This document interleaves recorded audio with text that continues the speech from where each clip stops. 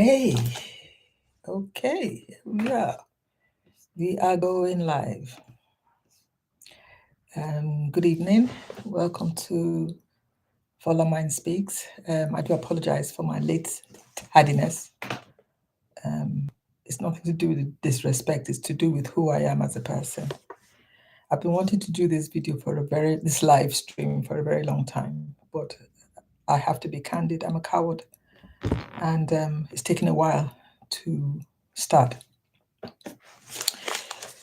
My content is usually about mental health, disabilities, hidden disabilities, and it's extremely, extremely unsexy. I know that, but somebody has to do the unsexy things in life. So here I go. I don't know if you know of any of these people. Let's say they're well known in the media fair. Jordan Holden, she's an athlete. She was recently diagnosed as having ADHD. Tom Holland, same thing, ADHD. Paris Hilton, same thing. Lady Gaga, fibromyalgia, I'm sure I didn't pronounce that correctly. Jodie Foster, vertigo, and Meniere disease, which is something to do with balance. So why am I talking about this? Because it ties in neatly to my content. It is extremely difficult to know how to maneuver life when you have a disability that has limited you drastically. And it is so unfair at times when that limits your capabilities to do things. For example, we know a well-known actor, Bruce Willis, who just was diagnosed with apraxia, which has something to do with his frontal lobe issues. And that is what I wanted to talk about. The limitation of these conditions, can really impact people. For example, if you don't know that you have a disability and you rely heavily on your skills to present yourself, to earn a living, and some of your mannerisms, some of your expressions, sometimes the way you speak impacts how people communicate with you. How do you cope with that? And that's why my content is about mental health and disabilities, because it affected me. We always do what we know. Nobody does what they don't know, And I don't want to sugarcoat anything. I don't want to make anything look beautiful or wonderful. I just want to say it as it is. Now, why is this problematic?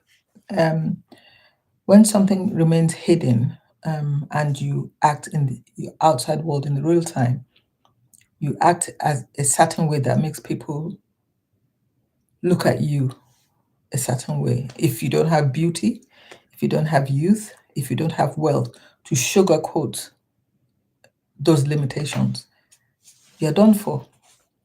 And I think it's very important that we put it out there so that it doesn't become the language that every young person growing up is met with, in that, if they present as different in any area of life and they're marginalized and put aside and shoved aside. And this happens. You see kids with ADHD, you see kids with autism, you see kids with,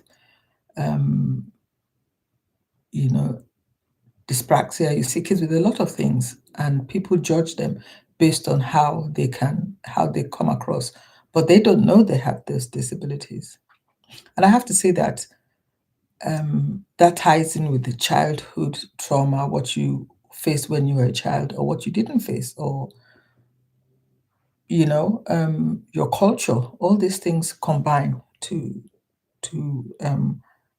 indirectly affect the way you are viewed by others. My niche is not for anybody that wants a um, light-hearted entertainment. And I know it's heavy. I'm not going to apologize for it. I'm just going to talk about it.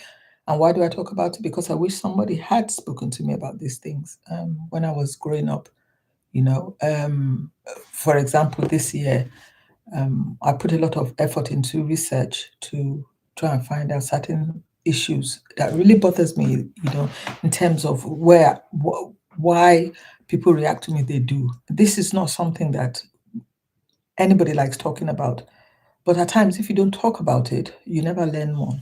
So, for example, I was diagnosed, I just realized this year, you know, I was diagnosed with adult autism.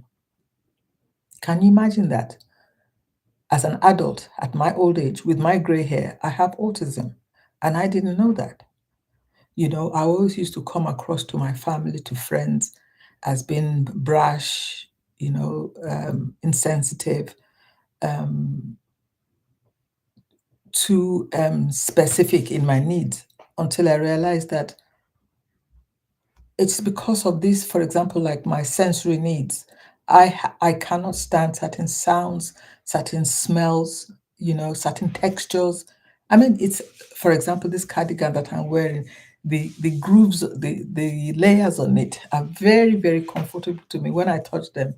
But if you give me another material, maybe like nylon or something, I can't bear it. Certain sounds drive me crazy. For example, when if I go into a cafe and people are eating, or even just sipping their coffee innocently, the sound of that coffee dripping down their, I can hear it. I can hear the sound dripping down their throat. I can hear their teeth gnashing. And I've been known to go into a public place and say, "Could you eat quietly?" Can you imagine that? Can you imagine that? So that's why I wanted to come on today and talk about a certain disability that I have. It's called hyperostosis frontal internal, and it's to do with the growth of extra bone on my forehead. And why did I want to talk about it? Because it's a condition usually discovered in during autopsies. You know, when they've already gone to Valhalla. Is that the pronunciation? Valhalla, like the Nordic place where people go when they have passed. And the tail end, unfortunately, this condition that I have in is usually defined in the clinicians or medical field as benign and asymptomatic. Being benign is that, oh, nothing would happen to you, you are fine. Asymptomatic, you don't have any symptoms. But and so therefore, when you have it and you go for probably go to see your doctor for treatment, they just look at it and say, oh, it's been classified as non-benign, so you don't have to worry about it. But there's a catch. If you have symptoms, then you're supposed to begin on a course of treatment, and that is what, though I live in a very advanced country, I can't get access to. And that is very concerning. You know, a lot of people have end of life with this condition, and they are being marginalized by being pushed aside because in the what's it called, in the literature, it's been defined as benign or asymptomatic. I'll give you about 10. Let me reduce it to 5 symptoms that I have. For example, before I go on, I think I mentioned that what's his name? A very well-known actor, Bruce Willis, has a condition which is a frontal lobe issue, and it's more or less the same thing. Not the same thing because his degeneration is inside the skull itself, the mushy tissue. That is where the degeneration happens. but mine is in the skull, the bone. So when it presses against if it does press against those things in my brain, I begin to forget things. My balance is compromised. I can't see properly, so my eyes swivel, and it is very disheartening, how everything becomes historic, where it's only after things have become historic that people begin to um, react. For example, um, when bad things are done or when crimes are committed, there are bystanders who are there watching the things happen, but they rarely react or want to be involved. And because of that, a lot of people do get hurt and or displaced by this. And that's one of the reasons why I speak now, so that even though if I go today, there will be a record of this condition. I have done a search on YouTube for this condition that I have, and the only record that I could find, maybe I'm not a very good researcher, are, are, are MRI scans or CT scans of the condition itself. I haven't come across anybody speaking about it in real life who it's impacted. That would have been so lovely. Then I would have been able to dialogue with this person, but that is not available. And another important reason why I'm talking about this is that before I got a diagnosis through an MRI scan, I had been told that that I had depression. And on the basis of that, I was put on more than 15 medications.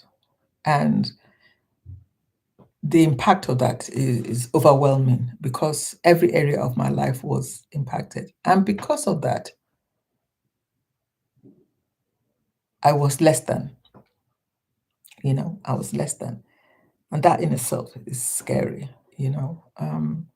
So forgive me if my topic is not that eye catching, but we never know where our hidden disabilities are. We never know. We might have a beautiful life, everything is wondrous, but we we don't know, and I think it's important that we talk about it. I hope maybe after today, somebody with a condition like that, who might have been told, "Oh, your condition is not, it's not anything for you to worry about. Just live with it," or is just shoved aside, um, might find some hope in what I'm talking about. Um, Unfortunately, as I said, having this condition also mirrors the symptoms of depression, and on those bases, I was put on antipsychotic medication. So that in itself is another thing. For example, people with ADHD, people with autism, some of them have been misdiagnosed because the symptoms don't present themselves. And because of that, they have gone through life being put on antipsychotic medication for depression or bipolar. But it could simply be that the issue is to do with their makeup. So that's all I wanted to talk about today. Not much, very unsexy, but there you go. I always create reels about mental health, the body, um, and how it impacts on life, simply because I have gone through a lot of trauma in my life, and I always thought the traumas I had gone through was the one contributing to my physiology, to my biology, and the way I think. Because trauma does change the body. Because I know a very good person talked about this in his book.